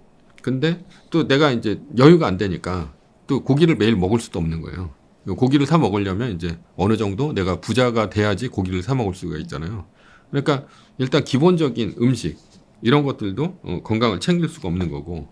그리고 두 번째로 이제 운동 같은 걸 예로 든다면 만약에 이제 내가 직장 가까운데 그 집이 있다. 그러려면 이제 역세권이 있어야 되고 그리고 서울이어야 된다는 얘기죠. 왜냐하면 거의 그 상장 기업의 거의 대부분은 서울에 있다 보니까. 근데 서울에 있는 집값은 비싸고 역세권은 더 비싸다 보니까 경기권이나 아니면 인천이나 더 멀리 갈 수밖에 없어요. 그러면 아침에 출퇴근하는 게 아침 저녁 출퇴근하는 게 최소한 3시간 이상은 잡아먹는다는 얘기죠. 그러면 그 시간을 만약에 내가 이 운동에다 쓴다. 만약에 서울 가까운 데다 얻어놓고 운동에다 쓴다면 3시간 운동했을 때 훨씬 더 그 건강해질 수 있는 거고 만약에 직장 일이 너무 힘들다 그러면 잠을 잘 수도 있다는 얘기입니다. 그런 것들이 이제 평생 쌓이다 보면 사람이 그 건강이 나빠질 수밖에 없다라는 거예요. 뭐 그동안에 뭐 책을 읽을 수도 있고 하긴 하지만 실제로는 내가 이제 그런 휴식을 취하거나 아니면 운동을 하거나 이런 것들이 계속 부족해지다 보니까 실제로는 그런 것들이 굉장히 힘들어지는 것이고 그러다 보면은 이제 건강이 나빠질 수밖에 없다라는 거예요. 거기다가 뭐 휴식 같은 것도 가난하면 이제 쉴 시간이 없습니다. 왜냐하면 내가 뭐 대출금이라든가 아니면 뭐 생활비라든가 애들 과외비라도 벌려면 뭐 실제로 대기업을 다니면서 투잡, 쓰리잡 뛰는 사람도 있더라고요. 그렇게 된다면 뭐 주말에 쉬어야 되는데 주말에 쉬지도 못하고 일을 하고 거기다가 밤 늦게까지 일을 한다면 건강이 더 나빠질 수밖에 없다. 그러니까 가난하면 쉬지도 못하고 음식도 제대로 못 먹고 그다음에 뭐 운동도 제대로 못 하면서 라이프 스타일이 망가지는 것이죠. 예. 그리고 거기다 이제 술까지 먹고 뭐 담배 피고 이러면은 더 빨리 망가지는 것이고 그러다 보면 결국은 내가 더 건강이 나빠지면서 확률적으로 봤을 때 좀 운동 더 많이 하고 휴식 더 많이 취하고 그다음에 가까운 데서 좋은 음식 먹고 살고 이런 사람들보다는 확률적으로 좀 빨리 건강이 안 좋아질 가능성이 크다라는 것이죠. 예. 그랬을 때 저는 돈이 많아야 그래야 내가 이제 휴식이라든가 이런 것들도 살 수 있다. 그런 의미에서 말씀드린 겁니다. 그리고 이제 자존심이 강한 사람이 성공하기 힘들다고도 이제 말씀을 하셨는데 투자나 사업에서 자존심이 독이 되는 사례 구체적으로 뭐가 있었을까요? 자존심이 강하다는 얘기는 자기 고집을 꺾지 않는다는 얘기입니다. 예. 저는 이제 투자에 있어서는 굉장히 유연한 사고를 갖고 있어야 된다고 생각을 하거든요. 네. 예. 그래서 뭐 TV 토론 같은 걸 보면 사람이 한쪽 이제 반대편 진영이 있고 또 반대편 진영이 있으면서 자기 얘기만 주구장창 하다가 끝납니다. 그러니까 뭐 어떤 그 토론을 통해서 어떤 합의나 절차를 찾는 게 아니라 그 접점을 찾는 것이 아니라 그냥 서로 자기 얘기만 하다가 그러다 끝나요. 그런데 만약에 내가 투자를 한다라고 하면 옳은 투자를 이제 찾아서 나가야 되잖아요. 네. 옳은 투자를 찾아서 나가야 되는데 사람이 만약에 이제 고집이 있다는 얘기는 자기 주장을 끝까지 굽히지 않는다는 얘기거든요. 그래서 이런 말이 있습니다. 그래서 똑똑한 사람은 맞기 전에 피하고 보통인 사람은 맞은 다음에 피하고요. 그 다음에 멍청한 놈은 맞은 다음에 또 쳐맞는다. 이런 얘기가 있어요. 근데 그 제가 아까 말씀드렸듯이 그 공황이 오고 이제 한 30% 빠지는 그런 시장이 왔을 때 저는 이제 보통이기 때문에 그런 거를 미리 알아서 피하지 못했어요. 일단 한번 맞은 다음에 다시는 이걸 맞지 말아야겠다라고 생각을 하고 그 다음에 그 40년간의 데이터를 찾아서 이게 마이너스 3%라는 법칙을 찾고 그 다음에 그걸 통해 가지고 2020년의 위기를 넘어갔다는 얘기죠. 그런데 만약에 이 2018년도 그렇게 떨어졌는데 거기에 대해서 어떤 내 고집을 꺾지 않고 난 이게 맞아라고 생각을 하고 내가 이제 앞으로 이런 많이 떨어지는 급락장이 온다 하더라도 또다시 맞고 한다면 많이 떨어졌을 때 결국은 이제 팔 수밖에 없다라는 거죠. 예. 그리고선 또 올라갔을 때 포모가 오니까 또 살 수밖에 없는 거고. 그러니까 투자자로서 그 자기 고집을 꺾고 내가 맞지 않을 수 있다. 내가 틀릴 수 있다. 그리고 세계 1등 주식에 투자한다는 게 자기 고집을 꺾는다는 겁니다. 그러니까 자기 고집이 있으면 뭐 어떤 주식 하나를 픽을 해서 뭐 애플이면 애플 사서 이제 끝까지 갖고 간다라는 게 있는데 실제로 세계 1등 주식 같은 경우는 그런 게 아니에요. 자기 고집을 꺾는 겁니다. 왜냐하면 내가 애플이 아무리 좋다 하더라도 만약에 엔비디아가 1등으로 올라왔어요. 그러면 엔비디아로 갈아탈 수 있는 거가 이제 세계 1등에 투자하는 것이죠. 그거는 계속해서 고집을 꺾는 겁니다. 그러니까 내가 뭐 한 10년 정도 내가 투자를 했다. 그럼 애착이 생길 수밖에 없거든요. 그 주식에 대해서. 근데 그 애착이 생기는 거하고 그다음에 투자 수익률을 올리는 거하고는 이제 다른 얘기입니다. 그러니까 나는 이제 시장에 있어서 그래 시장이 맞는다 생각하고 내 자신이 틀렸다 생각하고 애플에서 엔비디아로 갈아타는 것이죠. 근데 사람들은 대부분 이제 오래 자기가 투자하고 내가 더 많이 공부했다라는 이유만으로 한 주식을 사서 끝까지 보유하는 경우가 있어요. 그게 잘 되면 이게 대박을 칠 수도 있지만 실제로는 굉장히 안 될 수도 있지 않습니까?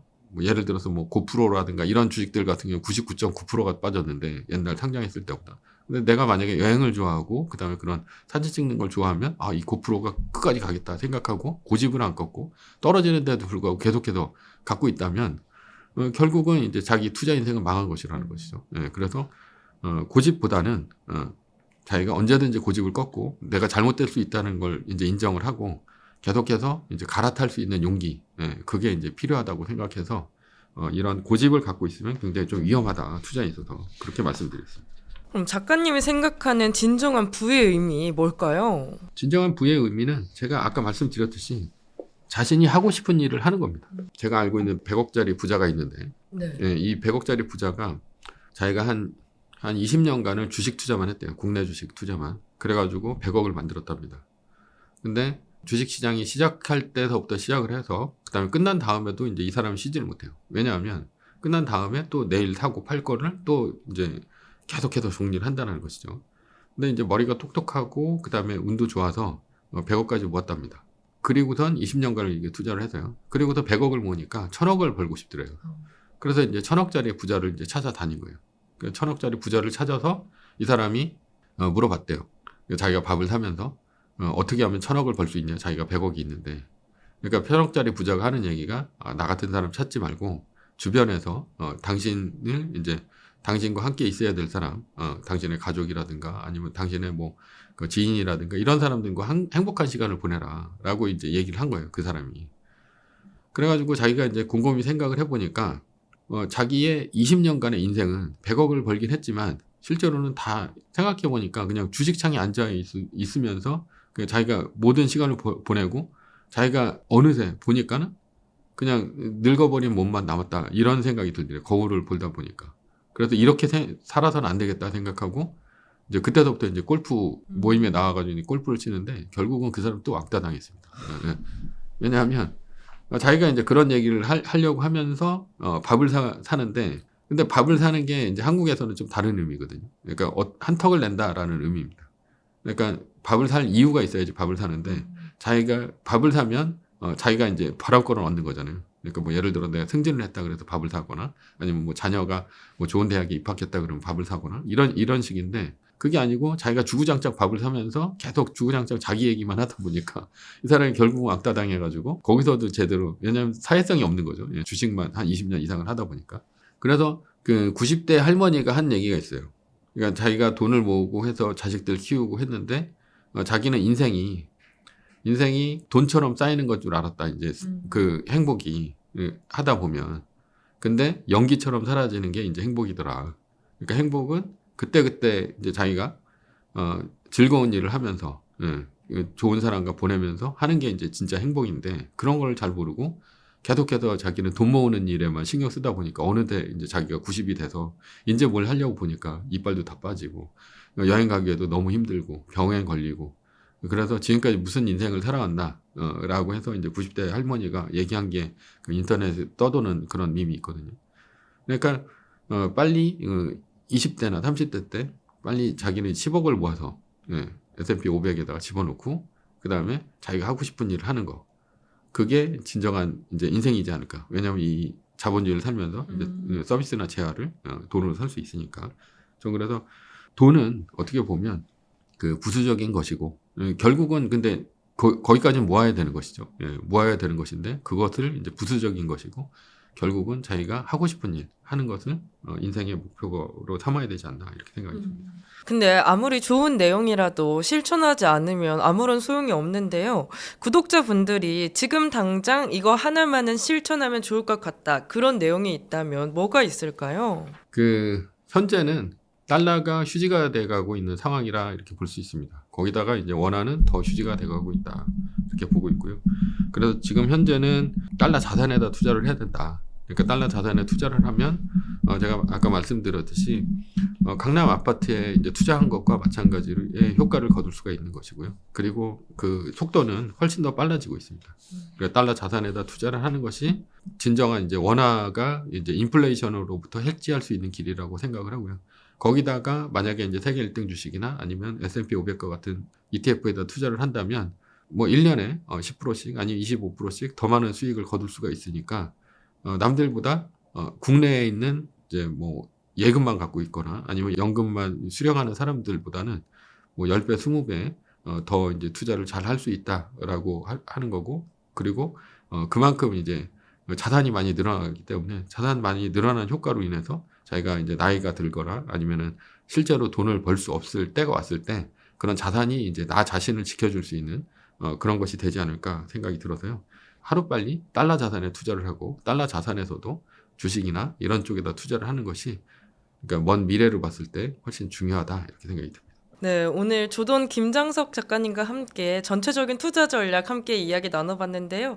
작가님, 그럼 마지막으로 이제 하시고 싶은 말씀 있으실까요? 예, 뭐 마지막으로 네.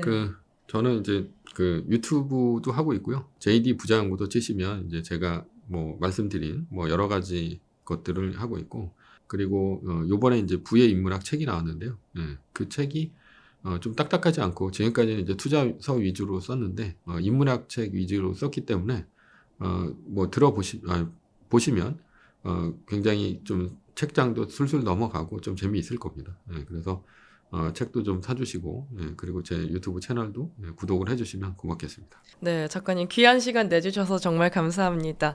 오늘 저희가 준비한 인터뷰는 여기까지고요. 오늘 인터뷰가 여러분 투자 전략에 도움이 되셨다면 좋아요와 구독, 알림 설정 잊지 마시고 저희는 다음 인터뷰로 찾아뵙겠습니다. 감사합니다.